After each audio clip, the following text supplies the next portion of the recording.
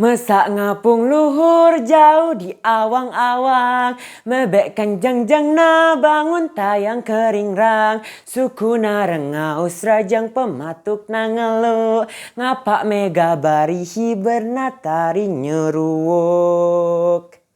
Selamat pagi Dewan Juri dan teman-teman yang saya hormati. Perkenalkan, nama saya Bima Satriawijaya dari SMP Negeri 2 Kuta Utara. Nah, itu tadi merupakan salah satu lagu dari Provinsi Jawa Barat. Kali ini Bima akan bawakan salah satu cerita dari Provinsi Jawa Barat. Pergi ke pasar bareng Pak Mamat. Tidak lupa membeli sarung. Kisah ini terkenal di Jawa Barat. Siapa lagi kalau bukan si tampan Lutung Kasarung. Cerita ini berjudul Legenda Lutung Kasarung. Cerita ini saya baca dari buku Kumpulan Cerita Rakyat Indonesia yang ditulis oleh Teti Ezokanzo. Nah teman-teman, begini kisahnya. Alkisah di Jawa Barat, hiduplah seorang raja yang bijaksana dan arif yang bernama Prabu Tapa Agung. Raja yang sudah tua menurunkan tahtanya kepada putri bungsunya yang bernama Purbasari. Yang terkenal baik dan bijaksana. Namun hal ini membuat putri sulungnya Purbalarang merasa iri dan dengki. Nah teman-teman, bersama tunangannya Raden Indrajaya, Purbalarang merencanakan sesuatu yang jahat. Ini tidak bisa dibiarkan. Seharusnya aku yang menjadi ratu. Tenang Purbalarang. Aku punya rencana untuk Purbasari. Mereka pun menemui dukun sakti yang bernama Nironde untuk meminta ramuan jahat.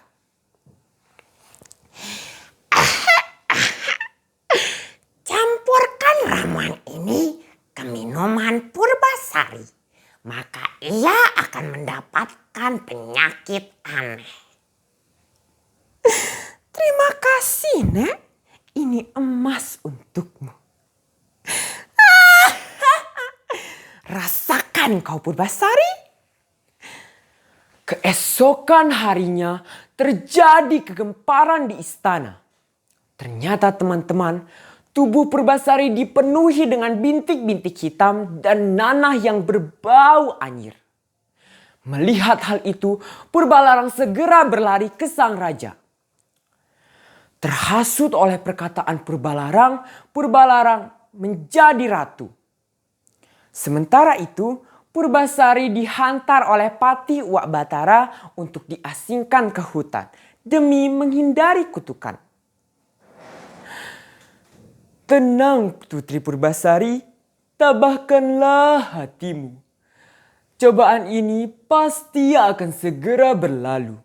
Aku akan selalu menghantarkan makanan untukmu. Terima kasih Paman. Aku jadi merasa lebih tenang. Untuk menghibur dirinya, Purbasari sering bermain dengan hewan-hewan di sekitar pondok.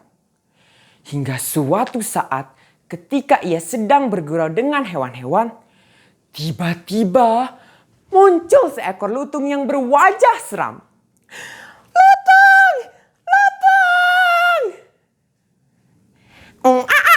Jangan takut Tuan Putri, aku tak akan mengganggumu. Aku sebenarnya Guru Minda, putra Sunan Ambu dari Hayangan. Oleh karena aku membuat kesalahan, aku dibuang dalam wujud seperti ini dan tersasar di hutan ini. Merasa senasib, akhirnya mereka pun berteman.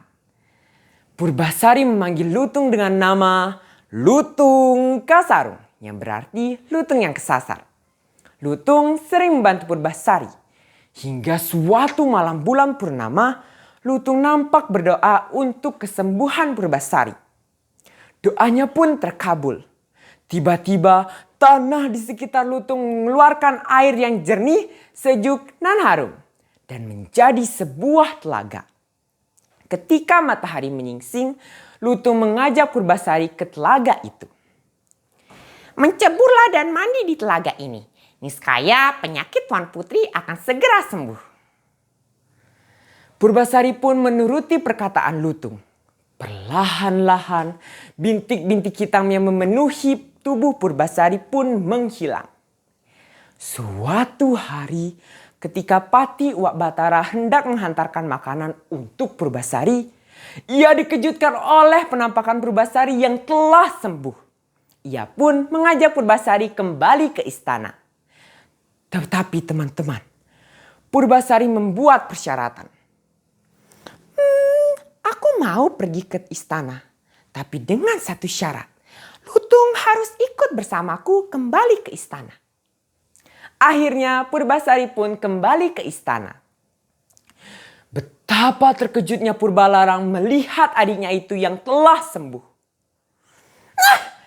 Kau mungkin sudah sembuh adikku, tapi tidak semudah itu untuk kembali ke istana ini.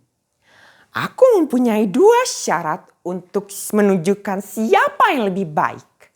Pertama, kita adu rambut siapa yang lebih panjang. Purbasari nampak was-was karena rambut kakaknya itu selalu lebih panjang dari rambutnya.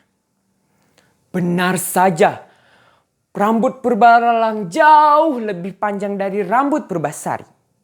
Dengan kesaktiannya, Lutung Kasarung memanggil bidadari untuk menyambungkan rambut Purbasari.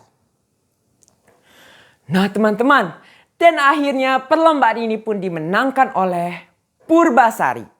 Perlombaan kedua adalah adu ketampanan calon suami. Dengan bangganya, Purbalarang menunjukkan Raden Indrajaya sebagai calon suaminya yang terkenal gagah dan tampan. Tanpa disangka, Purbasari menunjuk Lutung sebagai calon suaminya. Ternyata calon suaminya itu Lutung. Ajaib, Lutung berubah menjadi manusia kembali. Semua orang terhenyak melihat ketampanannya itu. Akhirnya perlombaan ini dimenangkan oleh Purbasari. Dan teman-teman, Purbasari kembali dinobatkan sebagai ratu kerajaan. Sementara itu, Purbalarang dan Raden Indrajaya harus keluar dari istana. Namun teman-teman, Purbasari justru memaafkan kesalahan mereka. Dan mereka diizinkan kembali di istana. Nah teman-teman, akhir cerita Purbasari dan Lutung Kasarung pun menikah. Nah teman-teman, itu dia kisah cerita legenda Lutung Kasarung. Akhir kata saya ucapkan terima kasih.